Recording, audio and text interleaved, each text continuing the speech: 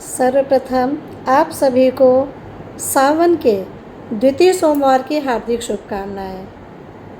भोलेनाथ से यही प्रार्थना है कि हम सभी का कल्याण करें, परिवार में सुख, समृद्धि, ऐश्वर्य, निरोग तथा सद्बुद्धि प्रदान करें और घर का वातावरण खुशनुमा बनाएं। चलिए अब हम लोग भोलेनाथ की पूजा कर लेते हैं। पूजा करने के लिए हमें ध्यान लगाना चाहिए और कर्म करना चाहिए,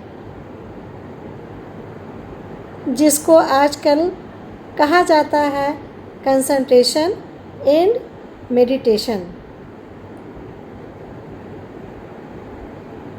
हम लोग जब ध्यान लगाते हैं, पूजा में मन लगाते हैं, तो अपने बाहरी कार्य को छोड़ देते हैं और सिर्फ हम और प्रभु रहते हैं, मैं और मेरा प्रभु। भोलेनाथ को हमसे क्या चाहिए? जगत पिता परमेश्वर जो एक दाता है, उनको हम जैसे गरीब से क्या चाहिए? अपनी बाग, अपने गमले से तोड़ा हुआ एक पुष्प,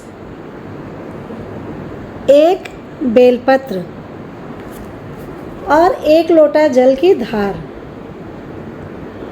इसीलिए तो उनको भोलेनाथ बोला गया है। उसी में हमारे भोलेनाथ प्रसन्न हो जाते हैं। उनको फल, मेवा, मिठाई, पकवान से क्या मतलब? उन्होंने तो इन सब चीज़ों को हम सभी परिवार वालों के लिए त्याग दिया है। उन्हें क्या चाहिए? आग, भांग, धतूरा, भस्म आदि आदि। तो पूजा से हम ये शिक्षा लें कि प्रभु ने समस्त सुखोपभोगी चीज़ों को, वस्तुओं का परित्याग कर दिया था अपने परिवार के कल्याण के लिए, यानी हम सब के लिए। और उन्होंने हमारा एक छोटा परिवार दे दिया है,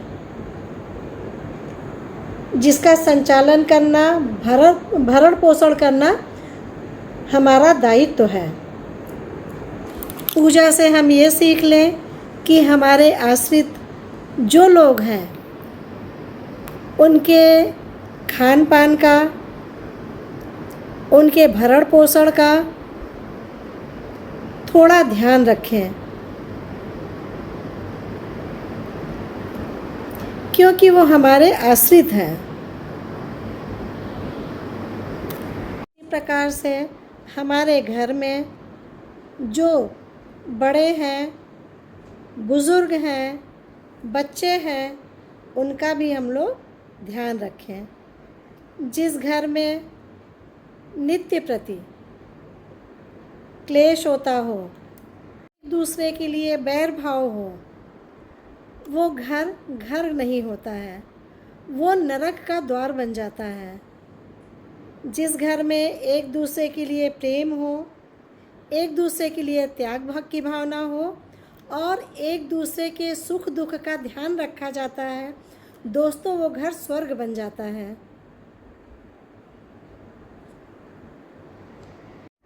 दोस्तों, पूजा से हम यह सीखें, यदि हम बड़े हैं तो अपने मानसिक संतुलन को स्वस्थ रखें, संतुलित रखें, जिससे निर्णय भी अच्छे तरीके से ले सकें। संतुलित और सर्वोचित निर्णय शांति मन से ही, शांति दिमाग से ही लिया जा सकता है। दोस्तों, शिव जी के मस्तक पर चंद्रमा और गंगा का संकेत यही है कि अपने मन को, दिमाग को शीतल रखो। चंद्रमा और गंगा में असीम शीतलता है दोस्तों। क्रोध निश्चय ही बुरी चीज़ है, मगर उसकी भी एक मर्यादा है। अन्याय, उद्दंडता, अनुशासनहीनता और अराजकता का दामन करने के लिए किया जाता है। क्रोध मंगलकारी भी होता है। परिवार के सदस्यों में यह भय होना चाहिए कि यदि वे उचित आचरण नहीं करेंगे तो उनका स्वामी उनको दंड दे सकता है, उनसे रुष्ट हो सकता है।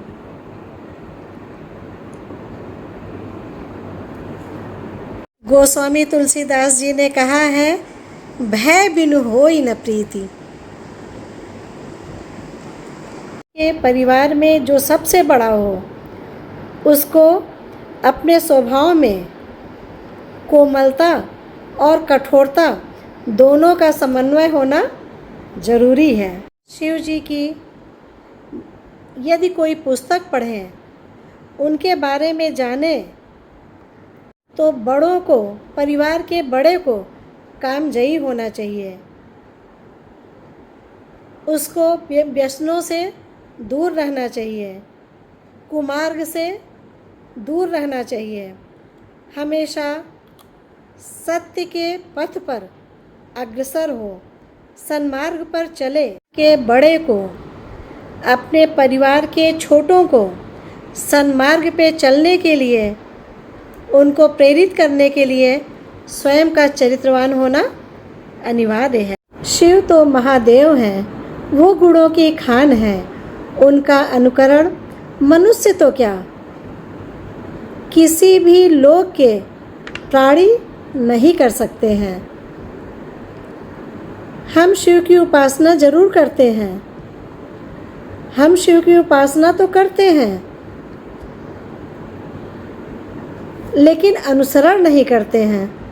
हम शिव की उपासना करते हैं, हमें उनके गुणों से यह प्रेरणा लेना चाहिए कि यदि हम सूर्य न बन सके तो दीपक बनने का प्रयास अवश्य करें, जिससे अपने मन को प्रकाश मिले और दूसरों को भी प्रकाश मिले, जिससे अपने मन को प्रकाश मिले और दूसरों को भी प्रकाश मिले। हमारा व्यक्तित्व, हमारा चरित्र मार्गदर्शन करे तो हमारा शिव शक्ति भी, हमारी शिव भक्ति भी सार्थक होगी और हमारा मनुष्य जीवन भी सफल होगा।